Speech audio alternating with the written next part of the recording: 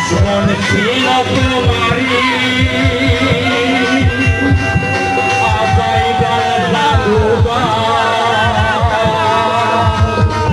তুমি আপন ঘরে তুমি করিলাই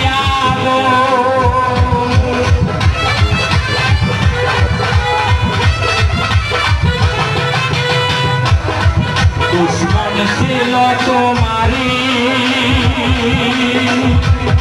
অজয় বালনা দুবা তুমি আপন ঘরে তুমি করিলাই